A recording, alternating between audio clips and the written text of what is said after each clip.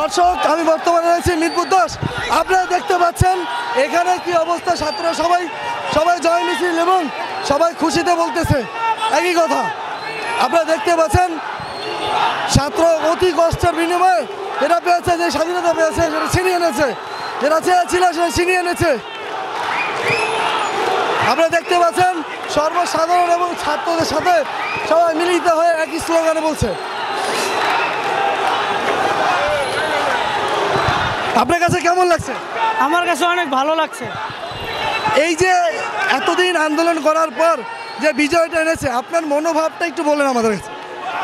খুব সুন্দর হয়েছে। আপনার কাছে কেমন লাগছে? এই যে ঈদের থেকে আনন্দ লাগতেছে। বাংলাদেশ আজকে স্বাধীন হচ্ছে। ৭১-এ যে যতটা হয় না তার থেকে বেশি হয়েছে বাংলাদেশ। দর্শক, আমি এই মুহূর্তে মিরপুর 10 থেকে আপনাদের বর্তমানে পরিস্থিতি এবং বর্তমানে অবস্থা দেখানোর জন্য আমি চেষ্টা করছি। আপনারা দেখছেন দৈনিক গণকণ্ঠ, আমি তার সাথে আছি সোহেল রানা। দৈনিক গণকণ্ঠ থেকে আপনারা সরাসরি দেখতে পাচ্ছেন বর্তমানে মিরপুর 10-এর অবস্থা এবং পরিস্থিতি।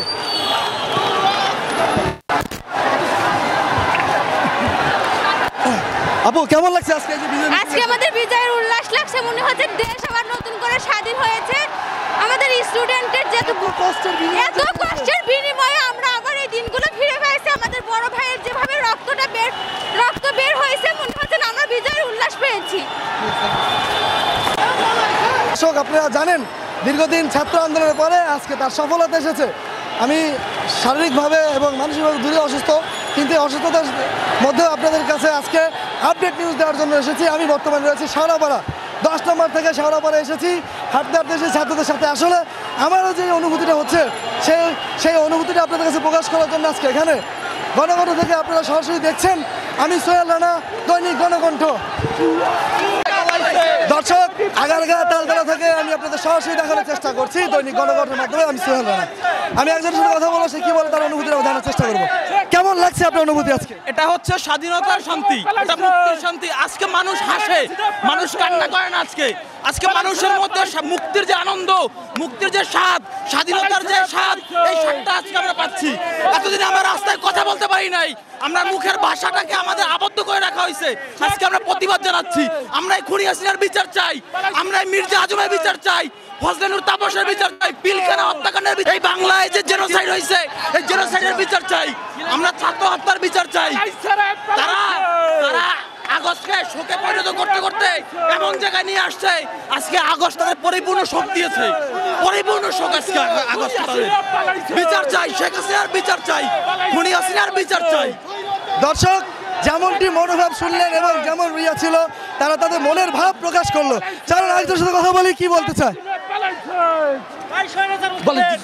আপনার অনুভূতিটা জানতে চাচ্ছি। এই মুহূর্তে অনুভূতি প্রকাশ করার মতো কোনো ভাষা নেই। আমরা প্রথম স্বাধীনতা দেখি নাই, আজকে আমরা দ্বিতীয় স্বাধীনতা দেখেছি। এখন কাজ হবে যে সকল ছাত্র ভাইদের প্রাণ গেছে তাদের বিচার হতে হবে। কোনো কেউ যেন এই সরকার পালাতে না পারে। তবে শুধু এতটুকুই বলবো, বাংলাদেশের মানুষ আজকে কথা বলতে শিখে গেছে, কথা বলতেছে, মুক্তির বাতাস বইতেছে চারপাশে, মানুষ মুক্তির মিছিল দিচ্ছে। এটা পিলখানার প্রতিশোধ, এটা হচ্ছে শাপলার প্রতিশোধ, এটা আমাদের 24শে জুলাইয়ের প্রতিশোধ, এটা আমাদের হাজার হাজার ছাত্র জনতাকে হত্যা করার প্রতিশোধ। আলহামদুলিল্লাহ, সর্বপ্রথম মহান রবের দরবারে শুকরিয়া জ্ঞাপন করছি। আমরা স্বাধীনতা দেখি নাই বটে, 1971-এর পরে আজকে 2024 সালের 5ই জুলাই আজকে নতুন করে বাংলাদেশের একটি সূর্য উদিত হয়েছে। যেই সূর্যের মাধ্যমে বাংলাদেশের খুনি শেখ হাসিনা এবং এই নির্যাতনকারী, ছাত্র নির্যাতনকারী, ওলামায়ে কেরাম নির্যাতনকারী, সারা বাংলাদেশের মানুষ আজ জেগে উঠেছে এই খুনি হাসিনাকে বিতাড়িত করার জন্য। অনেক রক্ত গেছে। 1971 সাল দেখিনি, কিন্তু আমি এই প্রজন্মের একটা ছাত্রী হয়ে আমি 2024 সালের এই স্বাধীনতাকে দেখে আমি নিজেকে গর্ববোধ করছি এবং আমি ওই সকল শহীদ ভাইদেরকে শ্রদ্ধা জানাচ্ছি যারা আমার ভাইরা এই রক্ত দিয়ে আমাদের স্বাধীনতাকে অর্জন করিয়েছে। আপনারা দেখতে পাচ্ছেন যে ছাত্রী যারা র্যালিতে এসেছে তাদের সাথে কিছু কথা বলেছি, তাদের আবেগ এবং তাদের অবস্থান এবং তাদের আবেগের কথাগুলো শুনেছি আমরা। কি বলেছে আসলে আমি নিজেও আবেগিত হয়ে গেছি, বলার কিছু নেই। সোহেল রানা, দৈনিক গণকণ্ঠ, ঢাকা।